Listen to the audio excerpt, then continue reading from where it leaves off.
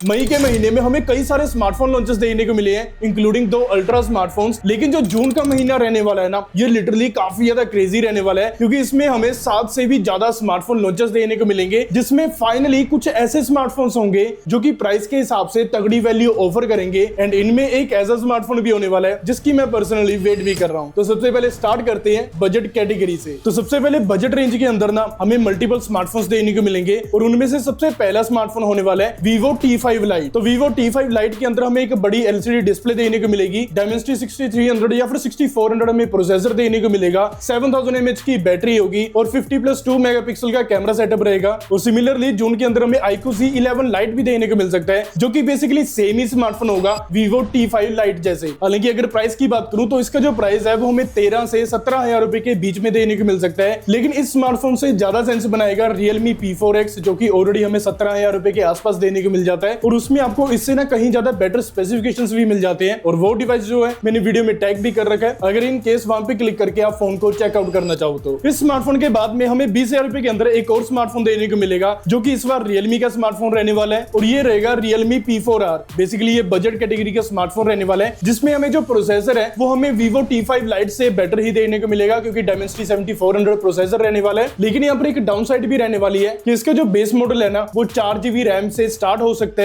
लेकिन इसके अलावा कोई मेजर सच लीक्स नहीं आई है इस स्मार्टफोन के बारे में, बट इसका जो लॉन्च है वो हमें नेक्स्ट मंथ यानी कि जून में ही देखने को मिलेगा, और मैं एक्सपेक्ट करके चल रहा हूँ कि ये 15 से 17,000 रुपए के आसपास आ सकता है। बट अभी बारी आती है कुछ ऐसे स्मार्टफोन्स की जो कि हमें मिड रेंज कैटेगरी के अंदर देखने को मिलेंगे, और उनमें से सबसे पहला स्मार्टफोन जो रहेगा ना वो रहने वाला है परफॉर्मेंस सेंट्रिक स्मार्टफोन। तो इस स्मार्टफोन में एमोलेड डिस्प्ले और 144 हर्ट्ज का refresh rate, MediaTek Dimensity 8400 processor, dedicated gaming triggers, 6500 mAh की बैटरी और डुअल रियर कैमरा सेटअप देखने को मिल सकता है। तो ये स्मार्टफोन है Infinix GT 50 Pro। अभी ये मत पूछना कि 40 Pro क्यों नहीं आया है, क्योंकि चाइना के अंदर जो नंबर 4 है ना उसको अनलकी काउंट करा जाता है, इसीलिए आप देखोगे कि हमें OnePlus 14 नहीं देखने को मिला है। डायरेक्टली उन्होंने OnePlus 15 लॉन्च करा है, और सिमिलर चीज यहाँ पर हमें Infinix में भी देखने को मिलेगी। लेकिन यहाँ पर एक काफी ज्यादा डिसअपॉइंटिंग चीज भी रहने वाली है कि इस स्मार्टफोन के अंदर हमें लास्ट ईयर वाला ही प्रोसेसर देखने को मिलेगा। और इवन दो मैं यहाँ पर श्योर हूँ कि जो Infinix है ना वो अपनी प्राइसिंग को कंट्रोल भी नहीं करेगा, क्योंकि इसका जो प्राइस है ना ये डेफिनेटली पोको X8 Pro के आसपास रखेंगे, और उस प्राइस पर जाकर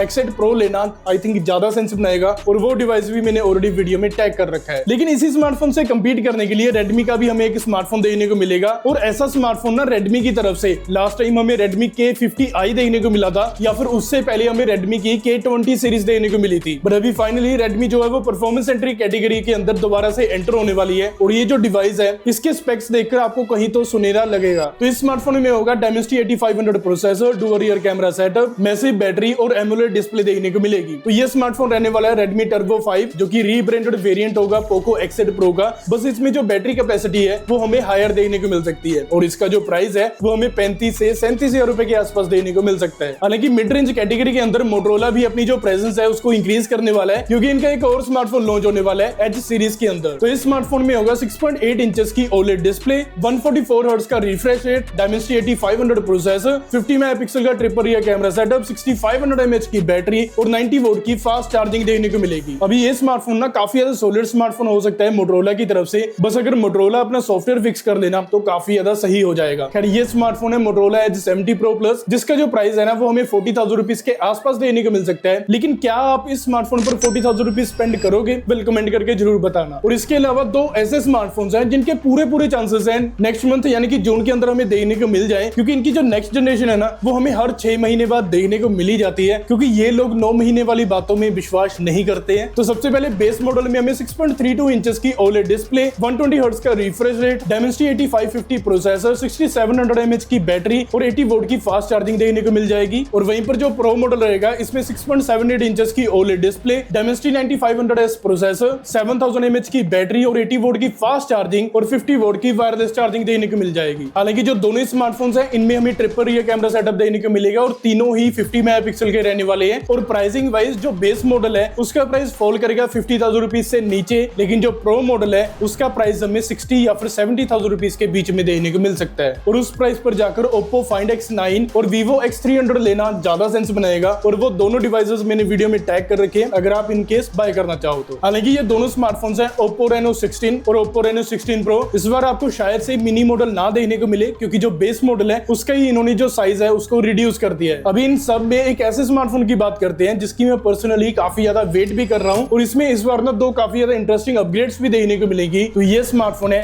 OnePlus 15s। एंड अगर इसके स्पेसिफिकेशंस देखें ना तो इसमें हमें 6.3 इंचेस की OLED display, Snapdragon 8 Elite Gen 5 processor, dual rear camera setup, लेकिन इस बार जो टेलीफोटो कैमरा है वो हमें 3.5x देखने को मिलेगा, और जो बैटरी है उसको इंक्रीज करके 7500 mAh कर दिया जाएगा, और ऊपर से हमें अल्ट्रासोनिक फिंगरप्रिंट सेंसर भी देखने को मिलेगा। हालांकि प्राइसिंग वाइज इसका जो प्राइस है वो हमें 70,000 रुपीज के आसपास देखने को मिल सकता है। एंड अगेन उस प्राइस पर जाकर Oppo Find X9 और Vivo X300 जैसे स्मार्टफोन्स लेना ज्यादा सेंस बनाएगा। बट फिर भी अगर आपका बजट 20,000 रुपए तक का है तो ये वीडियो देखना बिल्कुल मत भूलना।